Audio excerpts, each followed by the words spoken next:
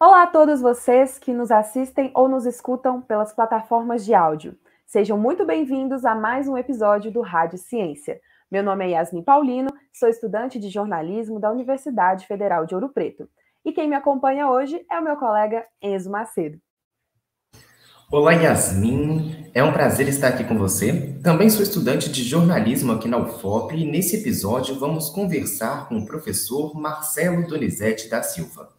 Ele é autor do artigo Epistemologia e Educação Étnico-Racial, Análise dos Manuais Didáticos do Ensino Fundamental em Mariana.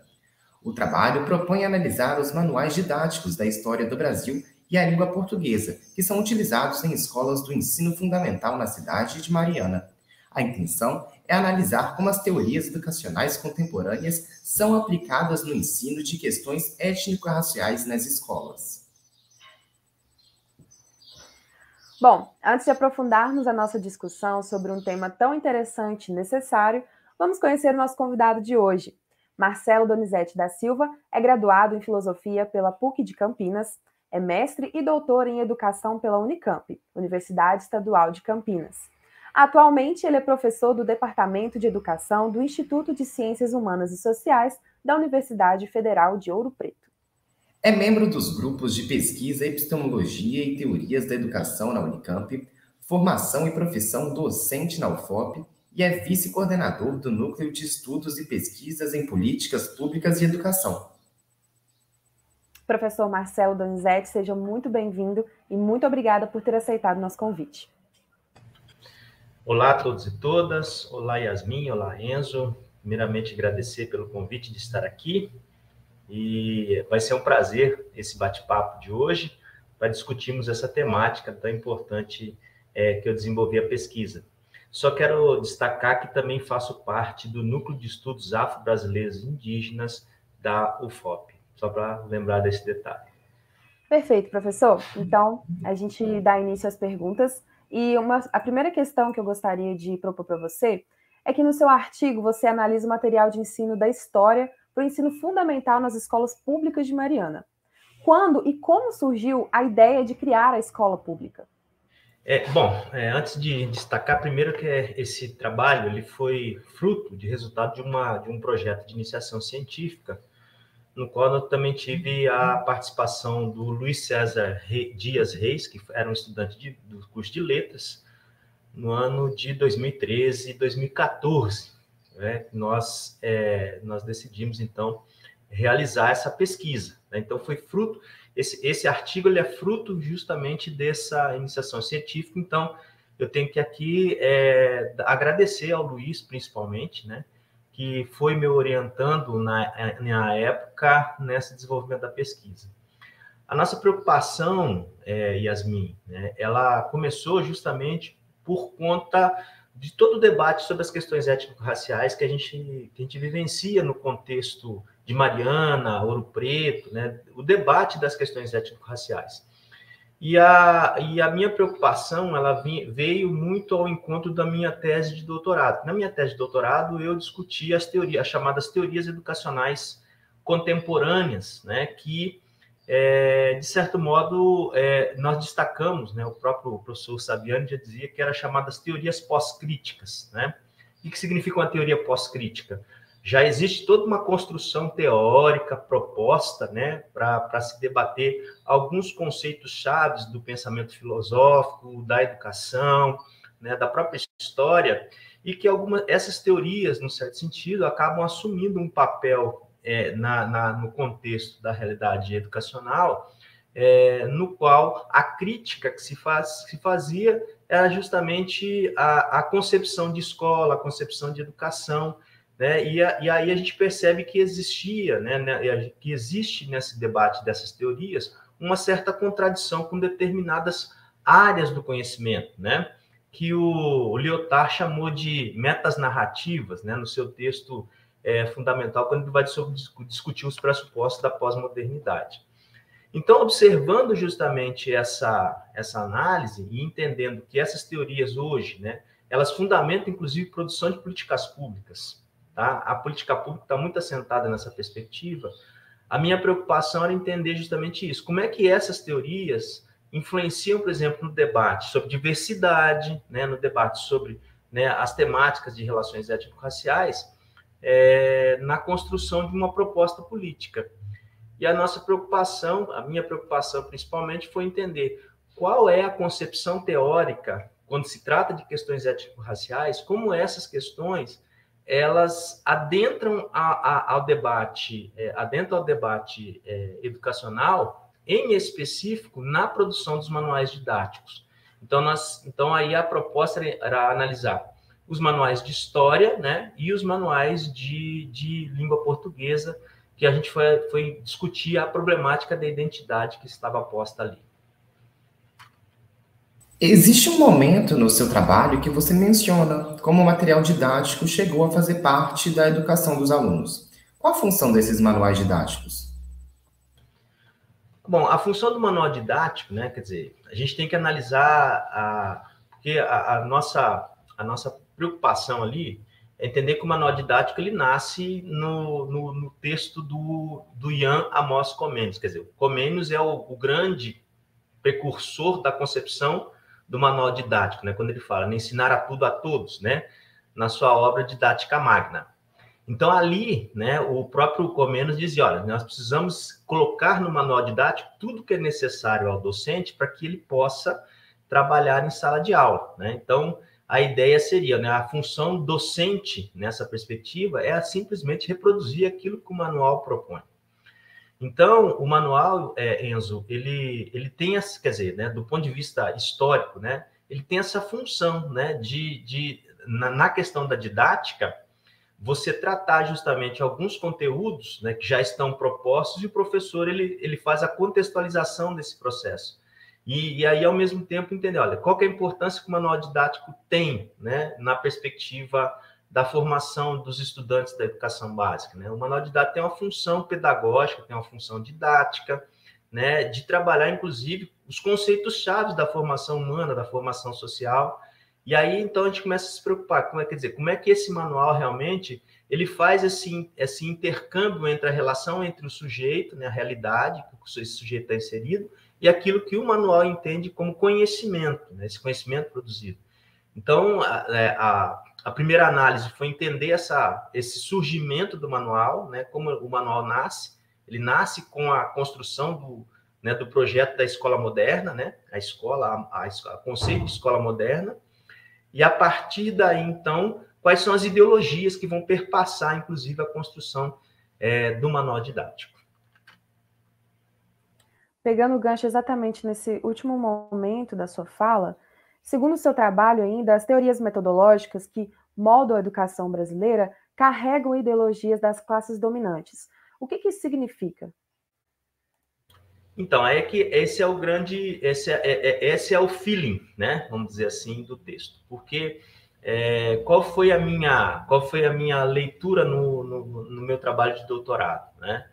Que grande parte das chamadas teorias pós-críticas hoje assumem um caráter, entre aspas, né, emancipatório das relações educacionais, mas, né, agregam na sua própria discussão algumas questões ideológicas que perpassam essas teorias. E aí elas se tornam realmente teorias que não são novas, né? Como diria o professor Zezo, lá na Unicamp, ele fala que são teorias novidadeiras, né? Porque não há uma novidade. Muito pelo contrário.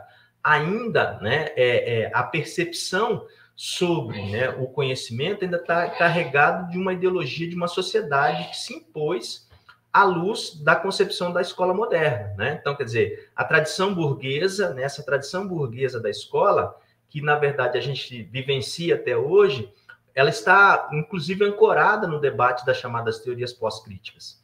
E aí, é claro que quando você vai discutir a temática da diversidade, a gente tem que entender o que é a diversidade naquilo que essas teorias colocam, né? Então, são, né, momentos, né, de entender a problemática da diversidade sob um caráter estritamente subjetivo, né? Então, quer dizer, então eu posso discutir a diversidade em qualquer momento. E, ao mesmo tempo, posso analisar essa diversidade do ponto de vista da sua objetividade. Ou seja, como é que a construção da identidade, por exemplo, do negro, da população negra, do povo negro, quilombola, indígena, ela se constituiu na história, né, principalmente na história dessas populações. E aí, então, você percebe, né, que há um problema real, né? Uma coisa é o que essas teorias dizem, outra coisa é o que a realidade nos apresenta. Então, quando você observa, por exemplo, isso lá no manual, ainda não vamos perceber que existe um problema de contradição. Ao tratar das temáticas de africanidade, por exemplo, né, os manuais didáticos, os que nós pesquisamos naquele contexto, e ali ainda a gente não discutia a BNCC, por exemplo, né, a gente estava ainda na discussão sobre os PCNs, em especial, né, que é os Parâmetros Curriculares Nacionais. Então, o que nós percebíamos ali? Né? Que ao tratar da temática de África, né, ou de temáticas indígenas, então há um aspecto muito mais negativo em relação a essa formação histórica, né, das populações do que, de fato, deveria. Né? Então, há um problema aí, há um hiato muito grande nessas relações, e isso foi a grande preocupação que nós tivemos ao desenvolver a pesquisa dos manuais didáticos de Mariana, Ouro Preto, na verdade, que atendem às escolas tanto de Mariana, Ouro Preto e da chamada micro-região dos Inconfidentes. Bom, professor, eu gostaria de saber também se a escola foi criada e moldada de forma a atender os interesses das classes dominantes, como que ela pode ser utilizada de forma a romper com esse ciclo? Essa é a nossa grande luta, né, Yasmin, até hoje, né, de entender que, historicamente, o Saviani, ele tem um livrinho que eu gosto muito, e nós utilizamos, inclusive, na nossa pesquisa, que é um livrinho chamado Escola e Democracia. E o Saviani, ele tem uma tese nesse livrinho que ele chama Teoria da Curvatura da Vara, que ele vai dizer que quando você, né, enverga, dependendo da situação que você está, você envergando a vara ao seu contrário, o sentido é que ela faça justamente esse retorno à própria realidade que ela está. E a tese dele é central porque ele diz assim, olha, né, quando a escola ela foi democrática, né, quando a escola decidiu ser democrática, né, sem falar de democracia, ela atuou de forma democrática. Na medida em que a escola ela assumiu falar da democracia, ela deixou o papel da democracia como fundamento. O que ele quer dizer ali para a gente, né? Nessas duas teses do Saviani? Ele vai dizer o seguinte, a escola é um projeto burguês, quer dizer, a escola em si, ela é um projeto da sociedade em transformação, da crise do período feudal para a modernidade. Ela nasce nessa perspectiva. Tá? Então, o projeto escolar, né, ele nasce do quê? Das mudanças na atividade produtiva, né, na atividade manufatureira que nós tivemos. Quer dizer, a escola ela teve esse papel fundamental de moldar esse novo processo social.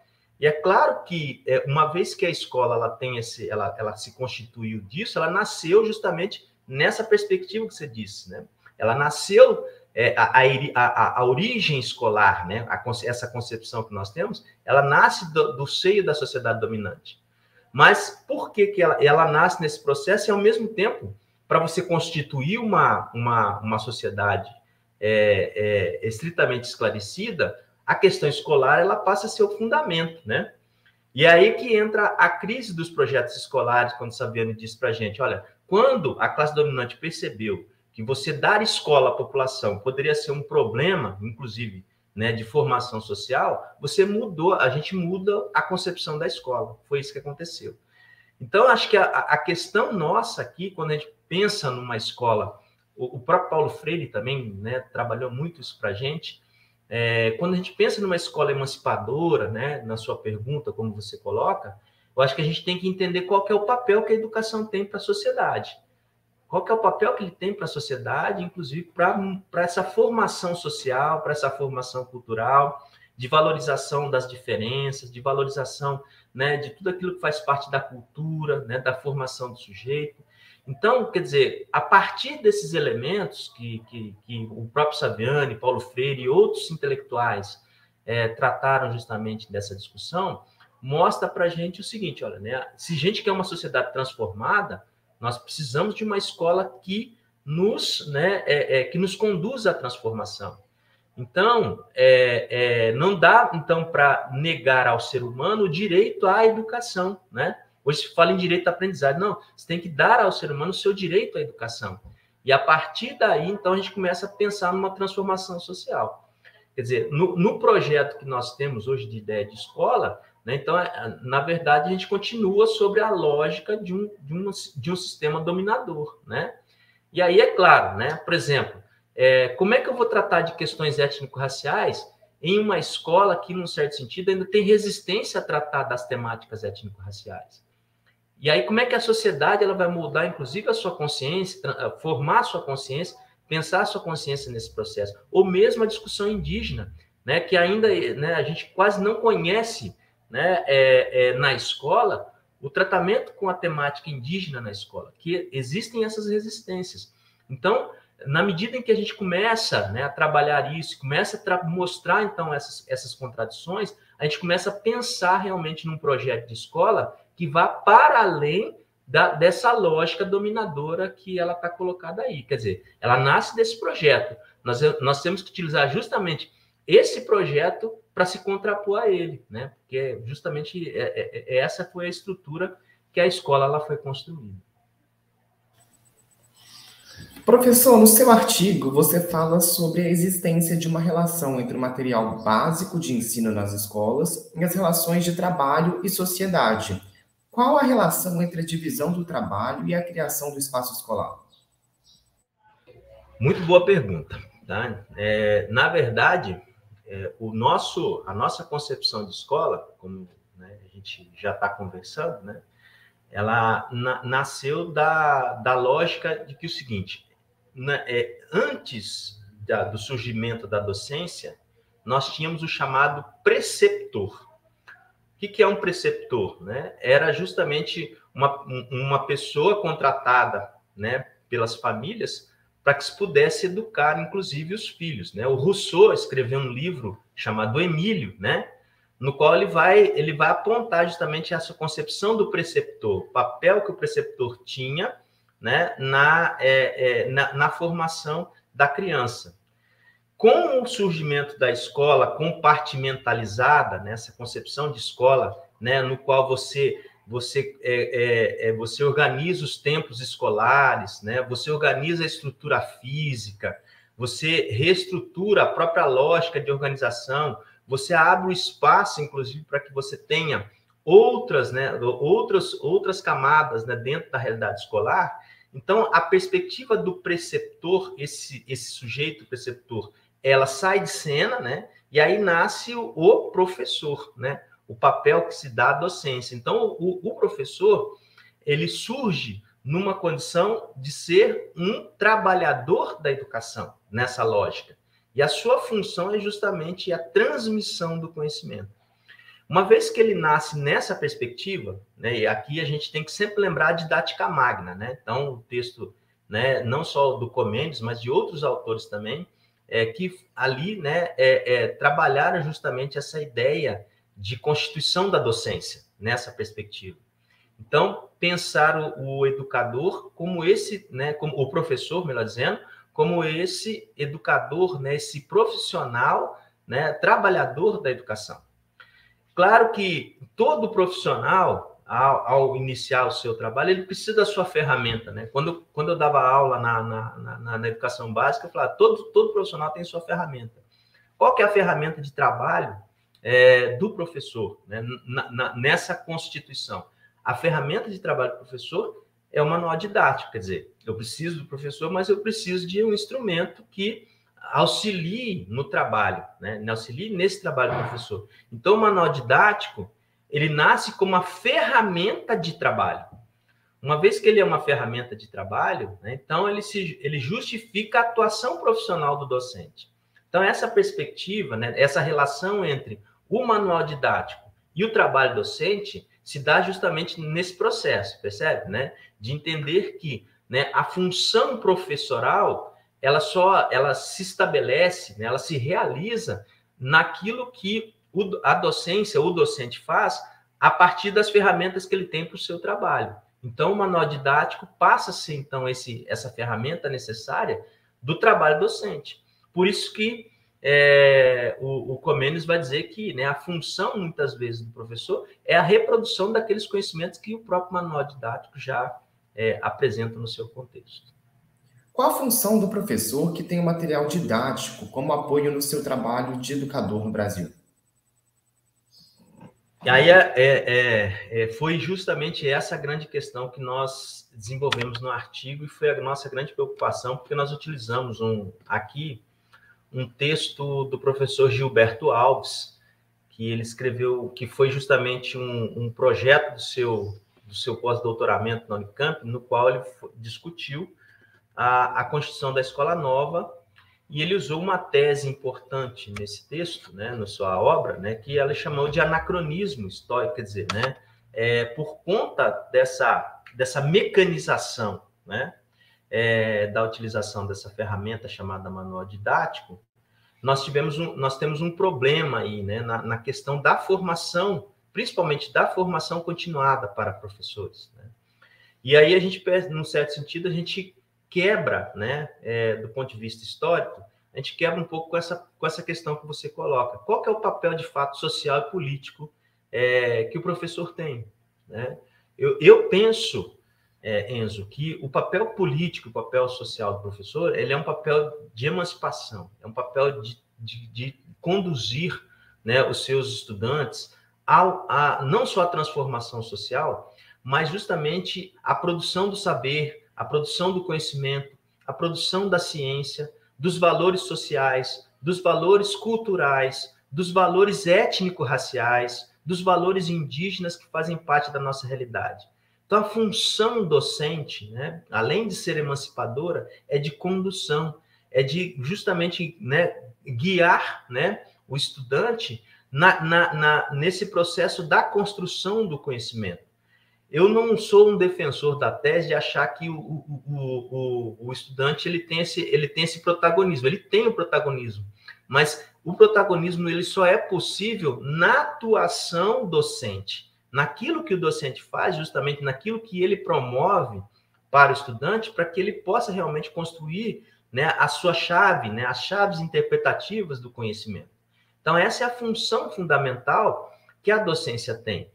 O problema maior dos manuais didáticos, né, e aí a crítica que o Gilberto fez, né, o professor Gilberto fez no seu trabalho, é que o manual didático, né, ele não pode ter essa função, a gente não pode transferir essa responsabilidade, que é a responsabilidade docente, transferi-la para o manual, né? O manual, ele é uma ferramenta, mas a nossa atuação, ela tem um caráter muito mais importante nesse processo todo. E aí, né, entra, né, toda a lógica que ele vai apresentar para a gente do tal do anacronismo, né? Ou seja, né, nós temos aí, e isso é uma realidade que nós vivemos na questão escolar hoje, a dificuldade, muitas vezes, que nós temos de fazer essa articulação. Então, quando você olha, por exemplo, né, para o livro didático, e você vai entender como é que está discutindo história de África, né? A história de África, como essas questões estão presentes no manual, e a gente percebe que ainda existem vários, né? Existem vários obstáculos, vários hiatos, né? Várias questões ainda que não trabalham especificamente com essa questão, ou seja, quando tratam dela, tratam de forma extremamente superficial, quer dizer, aí entra o papel da docência. Né? Aí entra o papel do professor, né? O que o manual didático está mostrando para a gente, né, é contraditório. Vamos entender a história de África, vamos entender a condição do negro, vamos entender as condições dos índios na realidade. Né? Quando eu atuei, inclusive, no PIBID afro-indígena, a nossa grande preocupação, inclusive na formação inicial, era tratar disso. Né? Falar assim, ó, não é só, né, entender que esses instrumentos são necessários, mas a gente pode ir além deles para, né, tratar de questões que são essenciais, né, nesse contexto todo. Professor, e que tipo de educação a classe burguesa pensa como ideal para o brasileiro? Ela sempre tratou a educação, e a gente sabe até hoje que é assim, né, a educação ela sempre teve um caráter pragmático, né? Ou seja, você tem que formar as pessoas para a sua atuação no trabalho, no mercado de trabalho. né? Isso, né, quer dizer, desde lá da modernidade, desde, né, do século XVII, século XVIII até agora é isso, né? Quer dizer, mudar a escola, mudar os profissionais ou mudar o sujeito para a sua atuação no mercado. Essa é a concepção, porque a gente está falando de uma lógica, né, que a produção ela é um instrumento necessário de manutenção, por exemplo, do desenvolvimento das economias, da economia, né? A economia capitalista ela funciona a partir desse instrumento, do trabalho, né, da produção, né, dos resultados de produção e do consumo, né, das populações. O problema é que na sociedade que nós estamos vivenciando hoje, né, a realidade nossa hoje, esses dois instrumentos hoje eles têm uma problemática, né? A produção hoje não é o principal elemento, né, focado na cadeia de atividade do capitalismo. Então, hoje, essa produção ela se coloca como, não é mais pano de fundo, mas ela entra como um segundo elemento. O que nós temos hoje, né? Hoje nós temos o chamado capital produtivo, que está no quê? No capitalismo financeiro, principalmente com a especulação da utilização na bolsa de trabalho, na bolsa de valores, né? Da questão aí dos insumos, né? Então, é muito mais fácil você trabalhar com especulação de commodities na bolsa do que, de fato, você ter uma formação técnica e tecnológica para atividade produtiva. Isso revela um pouco para a gente, e para vocês entenderem, por que nós temos hoje um quantitativo tão grande de desempregados na sociedade. Quer dizer, a gente tem muitos técnicos que terminam os seus cursos e não conseguem encontrar emprego, um exemplo. Então, nós temos hoje, né, uma mão de obra qualificada, bem qualificada na escola, mas que grande parte dessa mão de obra não está trabalhando, não tem emprego. E aí entra, né, aí entra o chamado, aí entra outras formas de tentar garantir aí, né, garantir o salário, garantir, né, você garantir justamente o seu sustento, que são o empreendedorismo, né, que a gente está vivenciando hoje, né, você ser empreendedor, né, a lógica da uberização, né, o Uber hoje se tornou um instrumento justamente de justificar a sua independência, no qual você é um profissional, mas você se torna independente para tentar justamente ganhar espaços no desenvolvimento econômico. E a educação, aí você analisando justamente isso, os próprios cursos e a formação, ela acaba trabalhando justamente sobre essa perspectiva, né? Ou seja, né, nas transformações que nós temos no desenvolvimento econômico, evidentemente que você tem essa mudança, né? Você tem essa concepção que se coloca justamente, principalmente para os trabalhadores. O exemplo maior disso é o que nós temos no ensino médio agora, né? O ensino médio ele tem duas características para a gente, né? Uma que é justamente tentar formar aquele quadro da população que tem um interesse em continuar a sua formação no ensino médio, no ensino superior, e nós temos justamente aqueles que têm interesse em terminar o seu curso, né, o seu curso de ensino médio, e ir para o mercado, ensino médio, e ir para o mercado de trabalho. Essas são as duas concepções que nós temos para o ensino médio hoje. O que isso gera, né, na sociedade? Né? O que isso causa? Né? Causa, de novo, um processo de segregação social, de exclusão, né, cada vez mais. Quer dizer, hoje nós temos essa possibilidade, por exemplo, com as cotas da entrada da população negra, da população indígena, né, dos portadores de necessidades especiais, das mulheres, nós temos essa possibilidade de entrada, né, dessas minorias na universidade. Nesta tendência que nós temos de educação, essa questão ela pode causar novamente uma outra lógica de segregação, que é a nossa grande preocupação nessa perspectiva. Bom, seguindo então com as próximas perguntas, você evidencia no seu trabalho que a população ela tem sim seus direitos garantidos pelas políticas de ação afirmativa, mas que elas ainda estão distantes do processo de igualdade das relações sociais. Se não me engano, o ano de publicação do trabalho foi em 2017. Qual é a situação atual do direito ao acesso à educação no Brasil? Boa pergunta. Naquele contexto, né, nós podemos ver que a gente vivia uma outra concepção política, né? E hoje, né, em função até dessas mudanças, o cenário político ele mudou. né, muito fortemente. Hoje a gente tem clareza que no Brasil, o problema racial que no Brasil sempre foi velado pela lógica da democracia racial, né? A tese da democracia racial, ela sempre propagou a ideia de que não existia um problema racial no Brasil, até porque a nossa população é uma população miscigenada, né? Que ela se constituiu justamente dessa, entre aspas, tá? Dessa relação entre, né, os diferentes povos, indígenas, negros, europeus, né? Então, a tese da democracia racial, ela se colocou justamente nessa perspectiva. E nos últimos tempos, né, nesses últimos anos, nós percebemos muito pelo contrário, né, que existe sim um problema racial no Brasil muito forte. E esse problema racial hoje ele está, né, transparente à realidade. Nós percebemos justamente isso por várias situações que nós assistimos nesses últimos tempos, nos últimos anos. Isso mostra que a gente ainda não avançou fortemente no problema, né, desse racismo que está presente na realidade brasileira, né? Então, os vários acontecimentos dos últimos anos mostram que nós precisamos avançar ainda nessa discussão da problemática racial que nós temos na sociedade. Isso, né, num certo sentido, tem os seus reflexos, sim, na realidade universitária, né, na universidade, tem os seus reflexos, isso tem os seus reflexos na escola, né, na questão escolar, na formação. Então, esses reflexos hoje a gente pode perceber essas perspectivas. Embora essas políticas ainda elas estejam presentes, porque essas políticas não deixaram de existir. A grande questão é que a gente tem que sempre trabalhar para a população que esses direitos são direitos garantidos, que o Estado tem que garantir esses direitos para nós.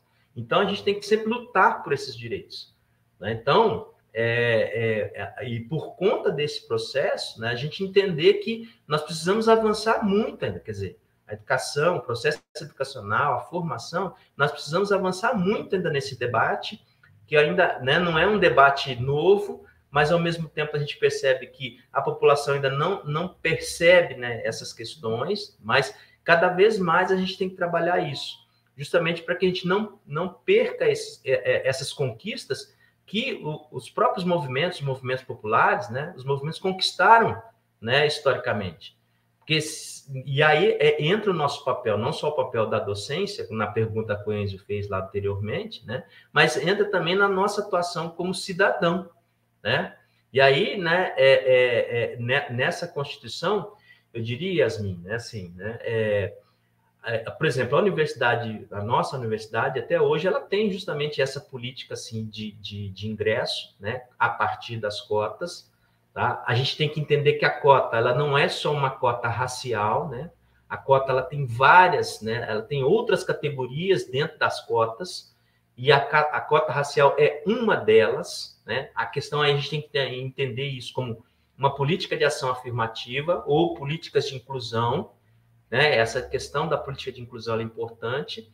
Então, essa caracterização é que ela é importante, porque quando a gente começa a discutir cotas na sociedade, principalmente, quando conversa, inclusive, nas escolas, né, a primeira questão que se vem quando se fala de cotas é justamente a cota racial. Né? E aí as pessoas, não, porque isso, né, gera, né, ao invés de resolver o problema, gera mais problemas de preconceito. Você fala, não gera problema de preconceito. Muito pelo contrário, né? A cota ela serve justamente para isso mesmo, para que a gente discuta na sociedade, né, esses problemas que nós vivenciamos hoje. E, quer dizer, enquanto a gente não conseguir discutir esses processos de fato na realidade, a cota ela continua sendo necessária. Então, por exemplo, a nossa universidade, ela tem justamente essa política e ela, né, agrega essa política com a inserção das populações negras, indígenas, das populações periféricas. Nós temos ainda, então, essa política e nós agimos sobre essa política, mesmo com toda a realidade que nós estamos vivenciando hoje. Né? Mas, assim, né? Então, o que nós temos que fazer? Temos que manter essas políticas e garantir, inclusive, o acesso da população justamente ao seu direito a uma formação superior. Então, hoje, né? Hoje nós temos ainda essa possibilidade de inserção da população negra, da população indígena na universidade. Tem essas problemáticas que eu coloquei para vocês? Sim, tem essas problemáticas. Mas cabe a nós, né? Cabe a cada um de nós aqui, nessas discussões, né, de conversar, inclusive, com as pessoas, de que, né, esses instrumentos são necessários e são importantes para que a gente possa pensar numa sociedade mais justa, mais humana, né, para todo mundo, inclusive, né, entendendo que as questões étnico-raciais é um direito humano, é um direito fundamental. É uma pesquisa que eu estou desenvolvendo no meu pós-doutorado, falando dos direitos humanos na questão da educação para as relações étnico-raciais. Então, entender justamente isso que é o fundamento da nossa análise. Eu queria perguntar para você por que o interesse em trazer essa reflexão toda sobre a educação da juventude marianense. Quais as perspectivas de vida que esses jovens têm a partir da escola? Então, a minha preocupação foi porque eu acho que eu não sou, a gente já começa respondendo o seguinte, eu não sou mineiro de naturalidade, né? Agora, eu estou mineiro, né? Eu nasci em Campinas, na cidade de São Paulo. E a cidade de Campinas, né, foi a última cidade, né, do Brasil que finalizou com o processo que finalizou com o processo de escravidão, né? Só que se você analisar a cidade de Campinas, os traços, esses traços da negritude, né, os traços da questão quilombola dos negros, ela está muito espalhada por ser uma cidade extremamente grande, né? A cidade é grande, né? Quando eu chego em Ouro Preto, quer dizer, eu só conheci Ouro Preto e Mariana, né? Aliás, só Ouro Preto, porque Mariana também não era uma cidade conhecida para mim, né? A gente conhecia Ouro Preto mais pelos livros de história, né? Lá quando a gente aprendeu na educação básica, né? Eu nunca tinha vindo a Minas Gerais, assim, nunca tinha adentrado ao estado de Minas Gerais.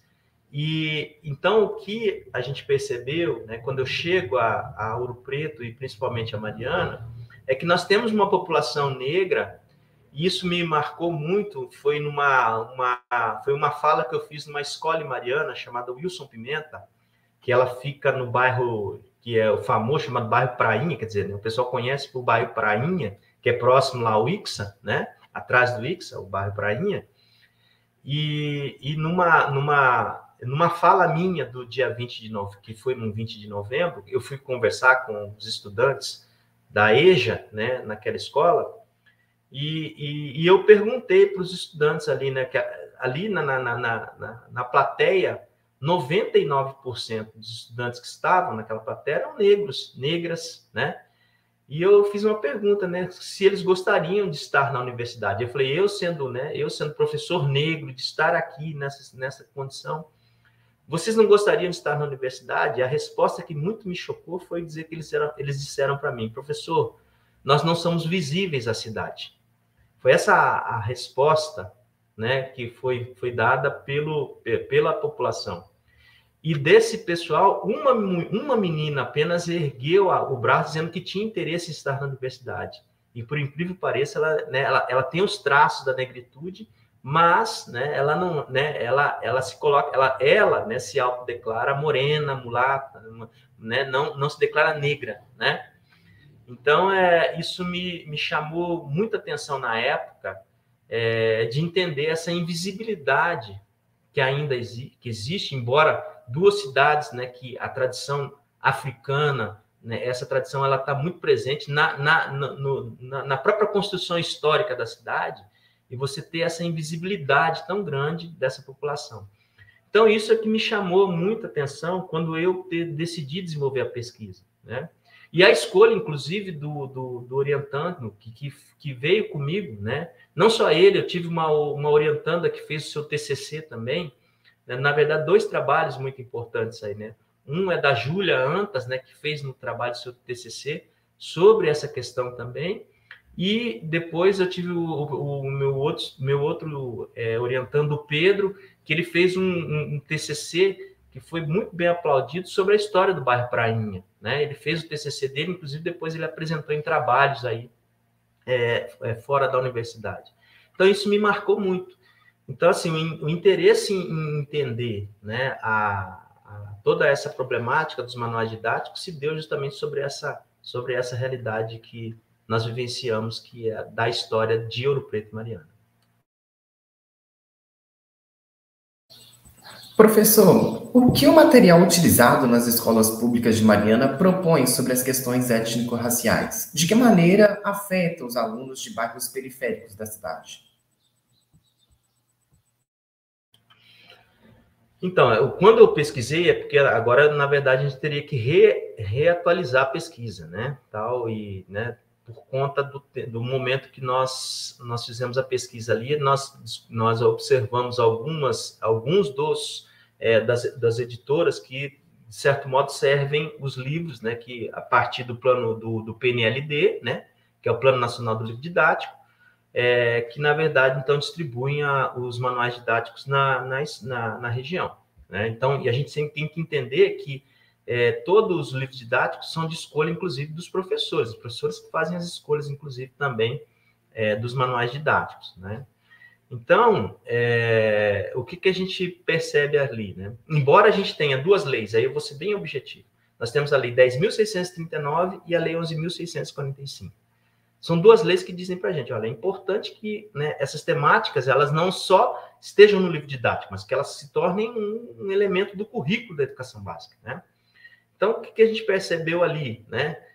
Qual que era a nossa grande preocupação? Como, né, embora o currículo ainda não contemplou, né, não houve essa contemplação dessas temáticas, né, na educação básica, e a BNCC mostra isso agora, como o manual didático trata dessas questões? Como é que a Lei 10.639 ela está sendo tratada nos manuais didáticos? Então, quando nós observamos aí os manuais, né, então, e alguns trabalhos, né, específicos que estavam ali presentes, e a gente então entendeu que esse discurso da diversidade que muito se fala contradiz a realidade do que o próprio manual apresenta como processo formativo. Isso é muito forte, inclusive, quando você vai trabalhar isso depois com os estudantes que você coloca, né? Os estudantes das escolas periféricas, né? E aí a gente percebe até um pouco aquela questão, né, da negatividade, às vezes, de meninas, né? Meninas que têm preconceito com seu cabelo, com sua cor de pele, meninos que, né, colocam justamente, não se sentem na condição da negritude, porque já percebe que no próprio manual a condição da negritude ela não é vista de forma positiva, né? Sempre é vista de forma negativa, e isso vai criando cada vez mais esse preconceito muito forte na juventude, né? E aí que entra, inclusive, a atuação docente nesse processo para compreender como o problema racial está muito forte na nossa realidade. Agora a gente vai caminhando mais para o final da entrevista. Eu gostaria de saber o que você acredita que impede a nossa sociedade de enxergar todas essas contradições sociais que a gente mencionou aqui. Eu penso, Yasmin, que nós temos uma consciência que foi construída historicamente. Né? Isso é uma consciência histórica. E por conta dessa consciência histórica, nós não conseguimos ainda, né, transpor os muros, né? Como diria Drummond, nós temos várias pedras no caminho. E uma das pedras no caminho que nós temos ainda é o racismo, né? O problema racial que nós vivenciamos na realidade. As pessoas até hoje começam a compreender. Já, assim, eu acho que o Francisco de Oliveira, né, Washington de Oliveira, melhor dizendo, que ele é um ator do Teatro Olodum, né? Ele faz parte do grupo Nós do Bando, que trabalha justamente com as questões da temática étnico-racial, né, nesse Teatro Olodum. Ele falou uma coisa que realmente marca, né, nessa sua pergunta. Ele fala assim, olha, no Brasil, enquanto nós não discutirmos fortemente o problema racial, nós não vamos avançar, né? Nós não vamos avançar numa possível transformação. Na medida em que a gente começa, de fato, a trabalhar e conversar, né, e pensar as questões raciais hoje, né, na realidade, a gente começa a avançar. Aí a gente começa realmente a ter uma mudança, né? Então, essa mudança, ela é lenta, né, ela é gradual, mas ela né, a gente percebe que hoje, né, cada vez mais que se a gente discute o problema racial, então isso mostra que a gente começa a mexer com a sociedade.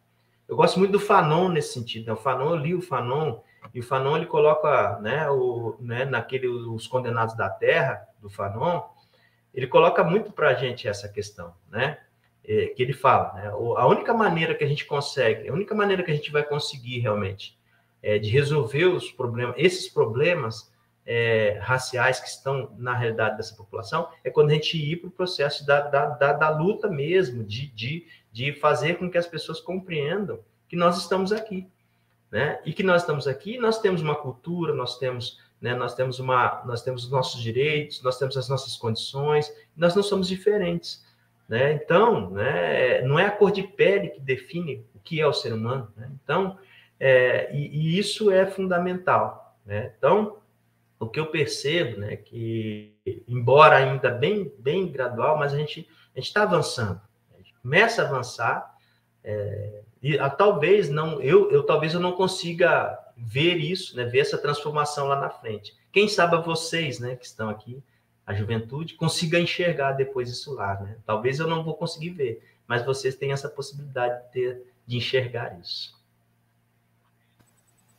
Professor, vamos encerrando esse episódio do Rádio Ciência. A gente gostaria muito de agradecer a presença do senhor aqui hoje.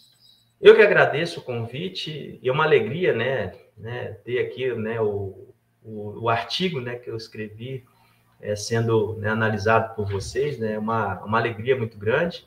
Então, agradeço ao convite, agradeço à Rádio Ciência por esse momento. Acho que é um momento grandioso, um momento rico, um momento importante, né, de conversa, e estarei à disposição de vocês quando quiser para a gente continuar a nossa conversa aí, né, depois também com os resultados do meu pós-doutoramento, né, em relação a essas questões também. Um abraço aí para todo mundo. Então, ficamos por aqui com mais um episódio do Rádio Ciência, com a apresentação de Enzo Teixeira e Yasmin Paulino, edição e sonoplastia de Luiz Felipe Campiotto, a produção é de Yasmin Paulino e direção-geral de Glaucio Santos. E para você que nos acompanhou até aqui, eu faço o convite para que acompanhe as novas produções da Rádio FOP Educativa por meio do site radio.fop.br e das nossas redes sociais. Nosso Instagram é @RádioFop e no Facebook, Rádio FOP. Nos principais tocadores de podcast é só procurar por o FOPcast. Até as próximas edições.